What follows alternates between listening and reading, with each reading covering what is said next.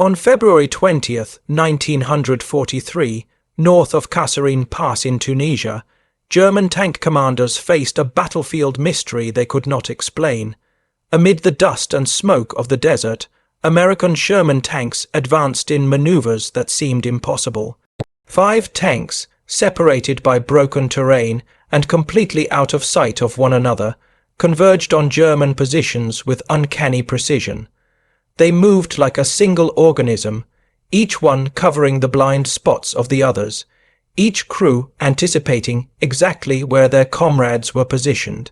What unsettled the Germans most was not the boldness of the attack, but the absence of signals. No flags waved, no flares shot into the sky, no dispatch riders risked their lives racing between vehicles. Yet somehow the Shermans fought as though their crews shared a single mind. Inside their Panzer Roman force, German commanders struggled with their own communications. The WWII radios that had once been considered advanced were showing their limits. Static overwhelmed the amplitude modulation systems, making even basic orders difficult to hear over the roar of engines and the crash of artillery. At best, these 10-watt transmitters could reach a few hundred meters while tanks were on the move. Worse still, most German tanks carried only receivers, not transmitters. They could hear orders but could not reply or report what they saw. If a command vehicle was destroyed, and it was easily identified by its multiple antennas, the entire platoon was left deaf and mute. Coordination collapsed instantly. The Americans, by contrast, operated with technology the Germans had never imagined possible. Every single Sherman carried a frequency, modulation radio, crystal, controlled for stability, powered at 25 watts, and clear enough to cut through engine noise and battlefield chaos as if crews were speaking face to face. This was not just another improvement in equipment, it was a revolution in armored warfare. The invisible electromagnetic waves linking these tanks together created a battlefield network that no other army possessed. The roots of this revolution lay not on the battlefield, but in American industry and innovation. On July 22, 1941, the U.S. Army had standardized 3 new radio sets for its medium tanks, the SCR-508, SCR-528, and SCR-538. Behind this achievement stood American engineers at the Galvin Manufacturing Company, later known as Motorola, who perfected frequency modulation for the brutal environment of armored combat. Daniel E. Noble, the visionary behind applying FM technology to military vehicles, and Henryk Magnuski, the RF engineer who solved the challenges of fitting precision electronics into steel machines that shook violently over rough terrain, produced a system unlike anything else in the world. Their design transformed every Sherman tank into a node of history's first battlefield communication network. The BC-6 104 transmitter produced 25 watts of power, more than twice that of the German WWII. Operating between 20, 0 and 27, 9 MHz, it offered 10 preset channels with crystal, controlled accuracy, dual BC-6, 103 receivers allowed commanders to monitor multiple frequencies at once, giving them unprecedented situational awareness. Most important of all, frequency modulation itself eliminated the static and interference that crippled German amplitude modulation. Where German tank radios captured every spark plug discharge and every motor hum as noise, American radios carried clear voice commands even under artillery bombardment. The technological edge revealed itself in combat as early as Operation Torch in November 1942, when American tanks landed in North Africa already equipped with FM sets. By February 1943 at Kasserine Pass, German observers were stunned to find that scattered American unit, often made up of tank crews who had never even met before, could still coordinate movements across miles of battlefield. To the Germans, this coordination seemed supernatural. To the Americans, it was simply the power of FM radio. To understand why German tank crews found themselves bewildered at Kasserine Pass, one must first examine the doctrine and limitations of their own communications. In the interwar years, German officers had been pioneers of armoured warfare. Heinz Guderian, often called the father of Blitzkrieg, recognized as early as the 1920s that tanks required radios to coordinate rapid maneuvers. In his 1937 book Achtung Panzer, he emphasized that communications were the nervous system of armored formations. Blitzkrieg tactics depended on tanks acting in unison, striking at weak points with speed and precision. For this reason, German command tanks were fitted with the WWII transceiver, capable of both transmitting and receiving. At the time, this was an impressive achievement, but theory collided with wartime reality. By the early 1940s, Germany could not manufacture enough radios to equip every tank. A typical Panzer platoon of 5 vehicles often had only 1 or 2 transceivers. The rest carried WWII receivers only. This meant they could hear orders but could not send information back. Platoon leaders issued commands and subordinate crews obeyed silently. Tactical flexibility, so vital to battlefield survival, was sacrificed to rigid hierarchy. The destruction of a single command tank could render an entire platoon mute, unable to coordinate or adapt. The technological limitations of German equipment compounded these structural flaws. The WWII radio operated on amplitude modulation in the 27, 0 to 33, 3 MHz range. Its 10-watt transmitter could, under ideal conditions, reach 2 or 3 kilometers. In practice, especially when tanks were moving, the range shrank to mere hundreds of meters. Worse still, amplitude modulation was acutely vulnerable to interference. Every spark plug firing, every rotating track, every electric motor inside the tank produced noise that bled into the signal. What reached the headphones of German commanders was often little more than static. Even when orders got through, clarity was poor and repetition was constant. Contrast this with the Americans. By late 1942, every Sherman tank carried an SCR-5 108 family radio with frequency modulation. Unlike AM, FM technology rejected background static. Commands came through with crystal clarity, even under artillery bombardment or heavy machine gun fire. Moreover, the Americans had achieved what Guderian had only dreamed of: universal radio deployment. Every single Sherman could transmit and receive. If a commander was killed, another tank could immediately take over. If a unit became separated, it did not matter. The radios kept them connected. This difference transformed the nature of armored combat. German platoons operated like chains, strong when intact, but brittle and prone to collapse when a single link failed.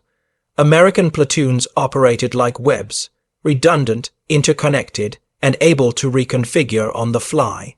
At Kasserine Pass, this meant that even scattered and inexperienced American crews could coordinate in ways that shocked their opponents. German signals intelligence noticed the anomaly. Reports from the 10th Panzer Division observed that American tank units maintained communication across ranges where German radios delivered only static. More disturbing was the realization that every Sherman appeared capable of transmission, not just command tanks. Yet, even with these observations, German commanders failed to grasp the scale of the problem. They assumed American coordination was the result of unusually strict discipline and training, not a technological revolution. This misinterpretation would prove catastrophic, as they continued to rely on outdated equipment and rigid doctrine, while their opponents embraced a networked form of warfare. By 1943, the Wehrmacht's initial advantage in tactical innovation had been eroded by industrial and technological realities. The very doctrine Guderian had pioneered, dependent on reliable radio communications, was undermined by Germany's inability to provide radios to every tank. The result was a hollow, doubt version of Blitzkrieg, fighting with superior machines in isolation while American Shermans, though individually less formidable, fought as a coordinated whole.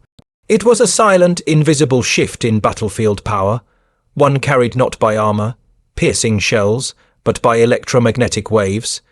The American advantage at Kasserine Pass did not arise by accident. It was the result of years of deliberate innovation and industrial mobilization. While German engineers were refining the armor and firepower of tanks like the Panzer Roman, IV and Panther, American engineers were revolutionizing something less visible but ultimately more decisive: communications.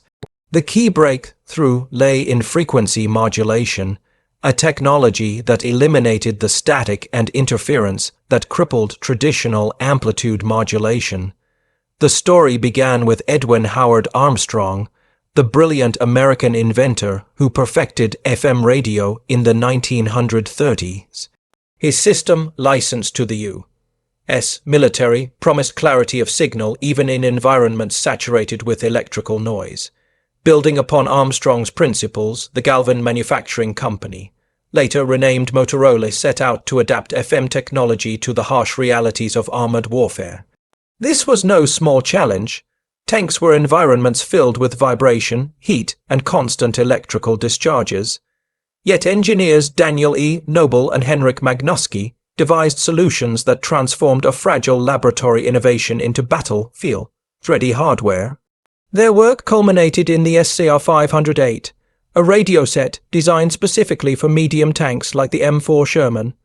Weighing 181 pounds, the system was rugged enough to withstand the pounding of cross-country movement, while precise enough to maintain stable frequencies in combat. At its heart was the BC-6 104 transmitter, capable of producing 25 watts of power, 2.5 times stronger than the German Fuji 5, operating in the 0 to 27, 9 MHz band. It offered 10 preset channels with crystal, controlled stability. Unlike German radios, which drifted off frequency due to reliance on variable capacitors, the American system held steady no matter the conditions. Complementing the transmitter were dual BC-6 103 receivers. These allowed commanders to monitor multiple frequencies simultaneously, a revolutionary capability. For example, a tank commander could stay tuned to his platoon's net while also listening to company headquarters, ensuring both downward command and upward reporting happened seamlessly. This redundancy made American units extraordinarily resilient. Even if individual leaders were knocked out, communications within the formation continued without interruption. Perhaps the most significant innovation, however, was not the hardware itself but the modulation method. Frequency modulation suppressed background noise. The roar of engines, the whine of tracks, the crack of gunfire, these were filtered out. What remained were crisp, intelligible voices. German tank crews, by comparison, often strained to make out garbled orders through static-filled headsets. In many cases, orders had to be repeated several times, costing precious seconds in fast-moving battles. For American crews, the clarity of FM meant near-instantaneous comprehension and execution. By November 1942, when Operation Torch brought American armor ashore in North Africa, the SCR 508 was already standard issue. For the first time in history, an entire armored force deployed with universal, high-quality radios. This was more than a communications system, it was the foundation of a network. Every Sherman tank was no longer an isolated machine, but a node in an interconnected web of firepower and maneuver. This networked capability changed the psychology of combat. American tank crews fought with the assurance that they were never alone, no matter how chaotic the battlefield appeared. Information flowed freely, warnings of enemy ambushes, calls for artillery support, and coordination of flanking maneuvers all passed across the airwaves in real time. The invisible threads of FM radio turned scattered tanks into coherent battle groups, multiplying their effectiveness beyond what armor or firepower alone could achieve. For German commanders observing this new phenomenon, the effect was bewildering. They had never conceived of a battlefield where every tank was both a fighter and a communicator. the Sherman's ability to act in perfect unison seemed almost supernatural. In reality, it was the product of American engineering foresight, an invisible weapon more decisive than thicker armor or bigger guns. When American forces first arrived in North Africa during Operation Torch on November 8, 1942, few German commanders suspected that the greatest threat posed by the M4 Sherman was not its armor or firepower, but the unseen power of its radios.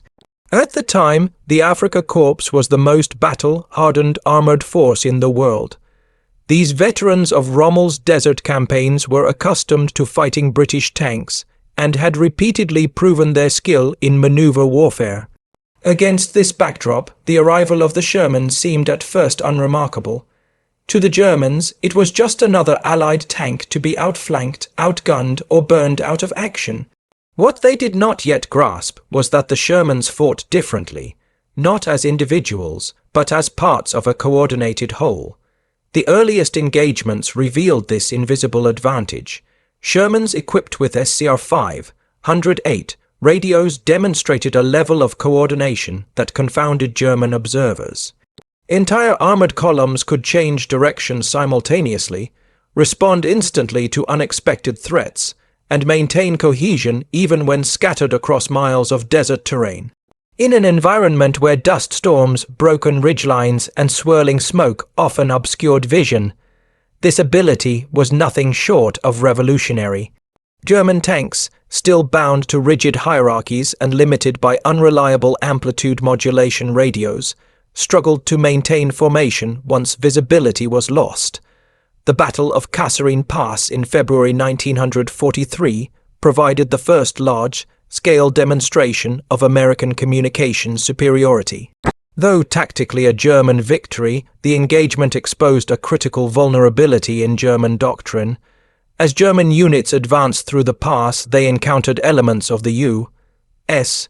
1st Armored Division spread thinly across a wide front. Under normal circumstances, such dispersion would have spelled disaster. But with FM radios linking every Sherman, American units that had never trained together were able to coordinate defensive actions, warn each other of German thrusts, and request artillery support in real time. German signals intelligence units listening in were astonished.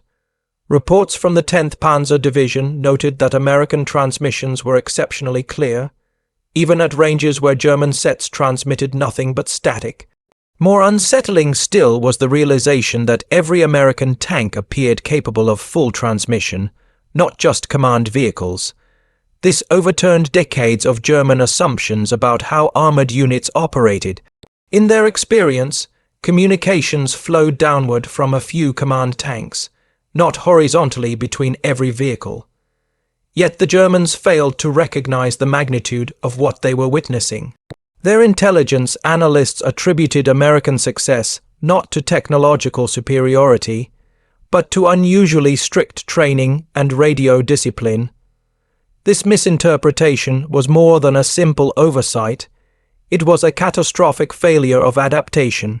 Believing the problem lay in procedures rather than equipment, German commanders continued to rely on outdated AM radios and rigid hierarchy, even as their opponents embraced a networked style of warfare that multiplied the effectiveness of every tank on the battlefield. From this point forward, the disparity would only grow.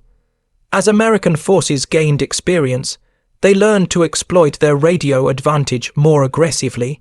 Shermans did not just fight.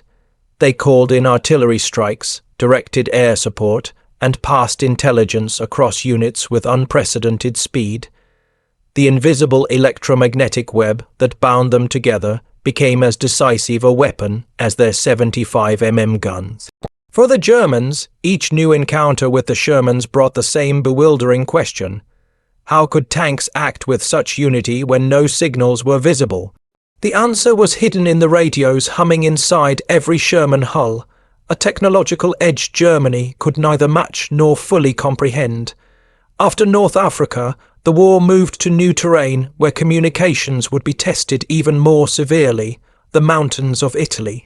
Beginning in September 1943, American forces landed on the Italian mainland, bringing their Sherman tanks and their FM radios into a theatre where terrain alone seemed to favor the defenders. German commanders assumed that in the steep valleys and rugged ridgelines of Italy, radio coordination would falter. Amplitude modulation, after all, was notoriously unreliable in broken terrain. Messages bounced, faded, or dissolved into static. The Germans expected American tank units to struggle just as they did, but what they had not reckoned with was the unique resilience of frequency modulation. To the surprise of German observers, the mountainous environment did not negate the American advantage, it amplified it. The SCR-508 and its FM technology handled multipath interference far better than German AM sets, where amplitude modulation degraded into noise as signals reflected off rock faces. FM signals remained remarkably clear. American tank units separated by ridgelines could still coordinate movements, exchange warnings, and organize attacks with a level of precision the Germans found incomprehensible. Reports from the 1st Armored Division noted routine coordination at distances where German radios produced only static. This advantage proved decisive in the brutal fighting around places like Monte Cassino. Sherman platoons that by doctrine should have been unable to see or signal one another operated as cohesive units across valleys and over mountains. German tankers, bound to visual signals or short-range AM radios, found themselves fighting blind. Time and again, American units advanced through terrain where German communications failed completely, their FM radios cutting through the obstacles of geography as effectively as their guns punched through armor. But Italy also revealed a new problem for the Americans. While tank communications were superb, coordination with infantry remained a weak point.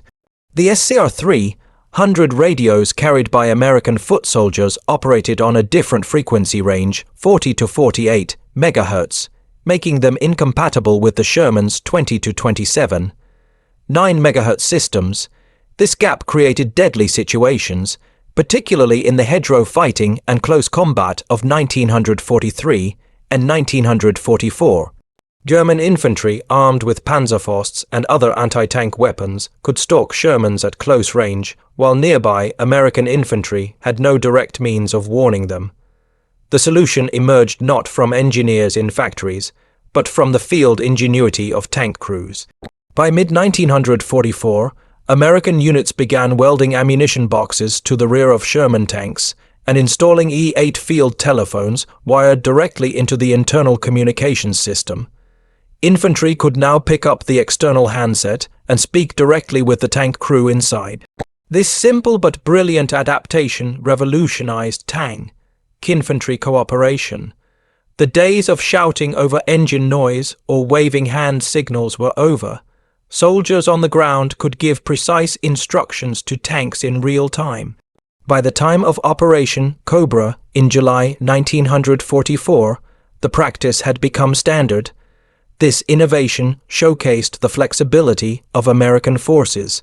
Where the Germans clung to rigid doctrine and made little effort to adapt their communications, American crews constantly refined their systems to meet battlefield needs.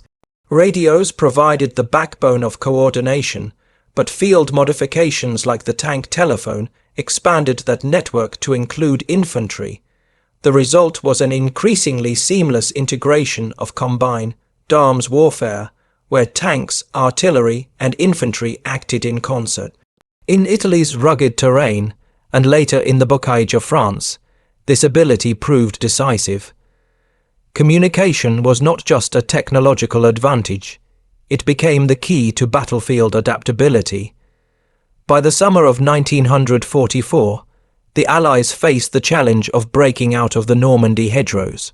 Dense terrain had slowed the advance after D-Day, and German defences had proven stubborn. The turning point came with Operation Cobra, launched from July 25th to 30th, 1944. This offensive would not only open the way across France, but also reveal the full potential of American radio superiority. For the first time, The sheer scale of Sherman coordination became unmistakable. Major General Edward H. Brooks, commanding the U.S. 2nd Armored Division, orchestrated the movement of more than 200 Sherman tanks across a fluid, chaotic battlefield. Unlike German formations, which relied on rigid command chains and visual signals, Brooks' force operated as a single, dynamic system linked entirely through radio networks. Orders could be relayed instantly, adjustments made in seconds, and threats countered with astonishing speed. To the Germans of Panzer Division, once considered one of Germany's finest armored units, the American Shermans seemed to possess supernatural awareness. Every move they made was mirrored by a coordinated response. Every exposed flank was covered before it could be exploited. Artillery integration highlighted the stark difference. With FM radios in every Sherman, frontline crews could call in fire missions directly and expect responses within 3 to 5 minutes. German tankers, by contrast, often waited 15 to 30 minutes for artillery support, when they received it at all. American observers riding in command tanks transmitted precise coordinates, and within minutes, German strongpoints were shattered by carefully directed bombardments. What had once required laborious telephone coordination or risky courier missions was now accomplished over the airwaves with seamless efficiency. German communications by mid-1944 had descended into crisis. Production shortfalls meant that most tanks in Panzer entered Operation Cobra without functioning radios. Those that did carried only receivers, reducing their tactical flexibility to nearly zero. In the blockade terrain, where visibility rarely extended beyond 100 meters, this was crippling. German units often fought in isolation, unable to call for reinforcement or warn one another of incoming threats. Attempts to signal by flags or hand gestures were useless in the hedgerows. Ironically, this collapse stood in stark contrast to Germany's early war innovations. It was Heinz Guderian himself who had once insisted that every tank should carry radios to make blitzkrieg possible. Yet by 1944, German production simply could not keep pace. Factories prioritized armor and firepower at the expense of communications, leaving frontline crews to fight blind. Even Germany's most advanced tank, the Panther, frequently went into combat with incomplete or unreliable radio equipment. For the Americans, meanwhile, radio superiority created new doctrinal opportunities. The flexible combat command, structure of armored divisions, task forces composed of mixed elements tailored for specific missions, depended entirely on universal communication. Units drawn from different regiments or battalions could be assembled, deployed, and coordinated on the fly because every Sherman shared the same radio system. The Germans, locked into rigid organizations dictated by scarce communications, could neither match nor counter this adaptability. Operation Cobra demonstrated that American tanks no longer fought as individual machines or even as traditional platoons and companies. Instead, they functioned as a networked force, each tank a node in a vast web of communication. The result was a battlefield intelligence system that overwhelmed even elite German formations. Panzer, once feared as an armored hammer, was shattered within days. The lesson was clear: armor and firepower mattered, but without communication they could not achieve victory. For the Shermans, their true weapon was not their 75 mm gun, but the 181 pounds of radio equipment humming inside every turret. Behind the battlefield success of Sherman tank radios lay one of the greatest industrial achievements of the Second World War. The ability of every American tank to carry an SCR-5 108 was not simply the result of clever engineering. It was the triumph of mass production on a scale no other nation could match. While Germany struggled to produce enough radios for even its command tanks, and the Soviet Union often sent tanks into combat with no radios at all, the United States ensured that every Sherman rolled off the assembly line with a fully functioning FM set. The heart of this achievement was Motorola, then known as the Galvin Manufacturing Company, headquartered in Chicago. Before the war, the company had specialized in car radios. Converting to military production meant retooling entire factories, designing new processes, and training a workforce capable of producing electronics at a level of precision far beyond consumer products. Each SCR-508 was a marvel of complexity, containing two 748 individual components that had to meet exacting standards. The BC-604 transmitter alone required 474 capacitors and 385 resistors, while crystal oscillators had to maintain frequency stability under conditions of vibration, dust, and extreme heat. Scaling this up to wartime demand was a monumental task. In 1942, American factories produced three 800 SCR-508 family radios. By 1943, output had nearly tripled to 11,400 units, and in 1944, production soared to 24,000. By the end of the war, over 50,000 sets had been delivered, enough to equip every one of the 49,324 Shermans manufactured during the conflict. This level of universal deployment was unprecedented. No other belligerent even approached it. Germany, by contrast, faced a communications crisis. In 1943, the Reich manufactured roughly 700 medium tanks, but produced fewer than 2,000 Fuji 5 transceivers. Most went to command tanks or specialized assault guns, leaving regular platoon tanks with only receivers or nothing at all. German crews often entered battle unable to transmit information, reducing them to silence in the very situations where rapid communication was most vital. The Soviet Union fared even worse. Despite fielding the formidable T-34 in vast numbers, Soviet tank doctrine at the beginning of the war relied heavily on visual signals and pre-battle planning.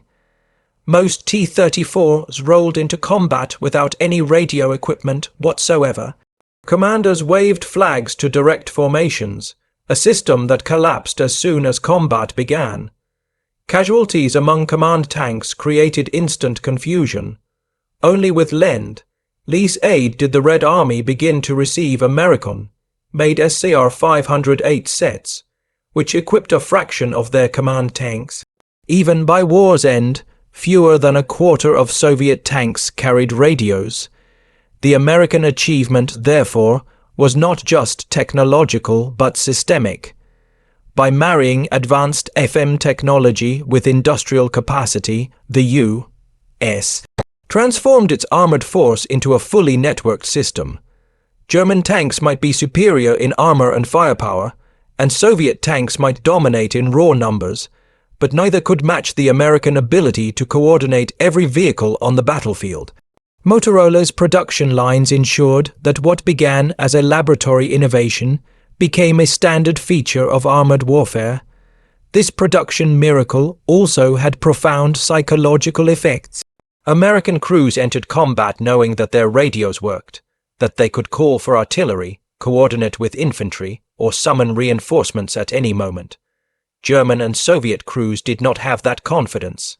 They often fought in isolation, with uncertainty gnawing at every decision. In a war where morale could decide outcomes as much as firepower, the invisible comfort of reliable communication gave American tankers a subtle but decisive edge. By late 1944, American radio superiority was no longer just a tactical advantage. It had become the foundation of an entirely new way of war. Armored combat that had once depended on rigid formations and prearranged plans was now fluid, flexible, and adaptive. Every Sherman tank was a communicator as well as a fighter, and this changed the very nature of doctrine. The U.S. Army's Combat Command system, temporary task forces built for specific missions, was possible only because radios guaranteed seamless coordination. Tanks from one battalion could link up with tank destroyers, infantry, and artillery from another, and still operate as a coherent unit. To German commanders accustomed to strict hierarchies, this flexibility was baffling. The Battle of Araucourt in September 1944 showcased the full implications of this advantage. The U.S. 4th Armored Division faced German Panzer brigades equipped with the technically superior Panther tank. On paper, the Germans held every advantage in armor and firepower. Yet over 3 weeks of fighting, American units destroyed 281 German armored vehicles while losing only 41 Shermans, a staggering 7-1 kill ratio. The reason was not superior gunnery or thicker armor, but superior coordination. Every Sherman could instantly report enemy sightings. Tank destroyers received targeting information from units they could not even see. Artillery observers riding in command tanks called down devastating barrages within minutes. German formations, by contrast, stumbled forward with poor coordination. Their command tanks quickly identified and knocked out, leaving subordinate units to flounder. This pattern repeated itself in campaign after campaign. During the drive toward the Rhine in early 1945, American radio networks enabled rapid exploitation of breakthroughs, when elements of the U.S. 9th Armored Division unexpectedly discovered the Ludendorff Bridge at Remagen, still standing in March 1945. Radio reports reached 1st Army headquarters within minutes. Orders rippled across the front, and within hours, entire divisions shifted to exploit the opportunity. German forces, reliant on telephone lines repeatedly destroyed by Allied air attacks, could not react with comparable speed. Counterattacks arrived piecemeal, uncoordinated, and were destroyed in detail. Inside the collapsing Reich, German communication failures became catastrophic. Telephone networks were shattered, radios were scarce, and units often fought in isolation. Field Marshal Walter Model's final reports during the encirclement of the Ruhr Pocket in April 1945 paint a grim picture. No contact with adjacent units, no communication with higher headquarters. Fighting continues, but coordination impossible. Within days, 325,000 German troops were trapped, unable to coordinate movements or break out.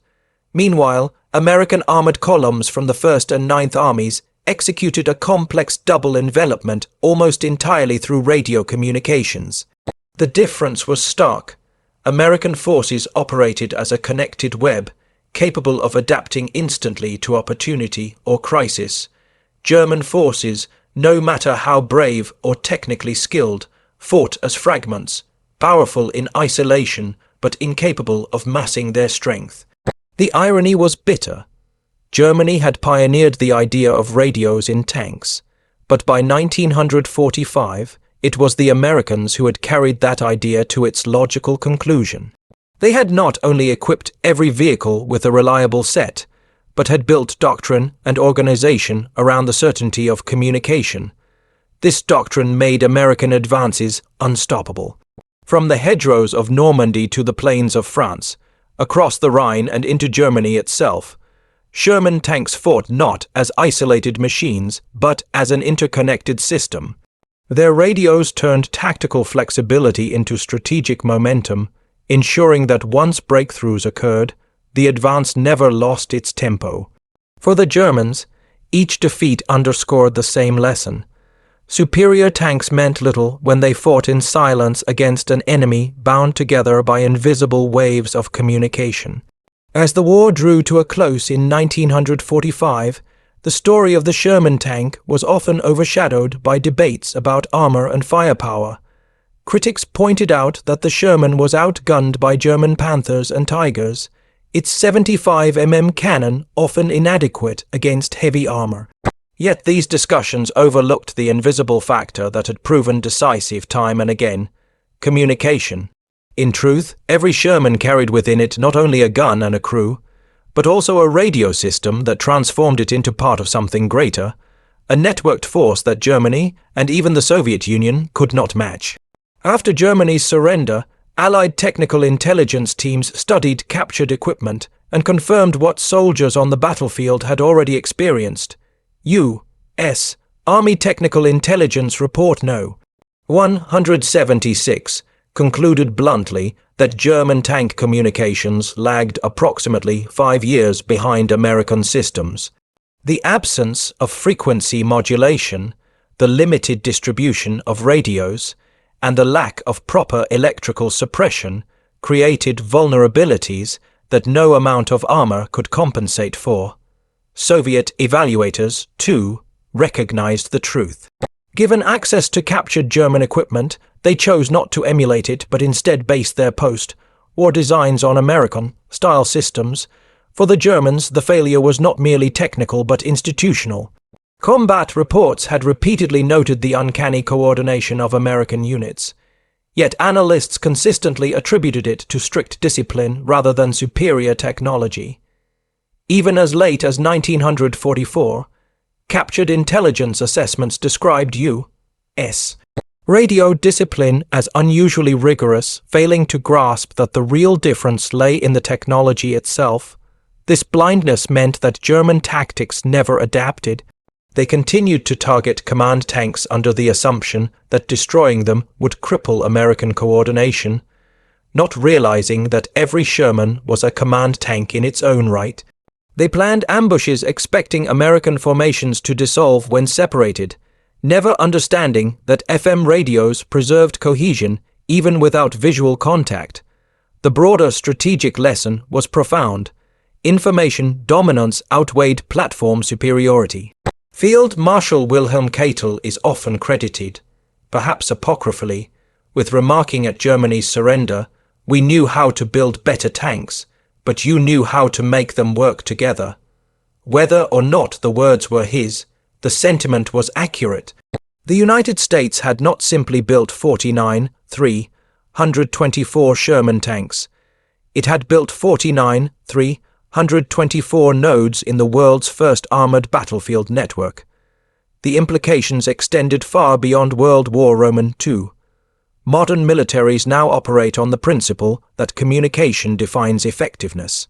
From the U.S. Army's digital command networks to NATO's emphasis on interoperability, the lineage traces directly back to the SCR 508 in the Sherman.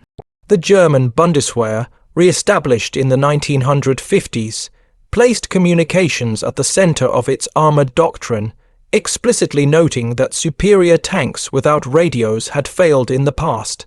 Subsequent conflicts validated the lesson. In the 1991 Gulf War, coalition forces equipped with advanced communications systems destroyed Iraqi units that fielded individually superior Soviet-designed tanks but lacked comparable radios. In 2003, American forces again demonstrated that network-centric warfare could overwhelm adversaries relying on platform-centric thinking.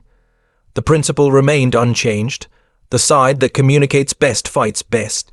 For American crews in World War II, the experience was deeply personal. Their radios meant they were never alone. Even when isolated by terrain or separated in the chaos of battle, they remained part of a larger whole. German crews, by contrast, often fought in profound isolation, uncertain of what lay beyond the next ridge. This psychological difference shaped outcomes as much as technical factors. In the end, the Sherman's most decisive weapon was not its gun or its armor, but the 181 pounds of radio equipment bolted inside its hull. Those circuits and crystals carried invisible waves that bound men and machines into a single fighting organism. The Germans never fully understood it, and by the time they realized the scale of the gap, the war was already lost. The lesson endures. In modern combat, connection means survival, and isolation means defeat. The Sherman's radios proved it in 1943, and the principle remains just as true today.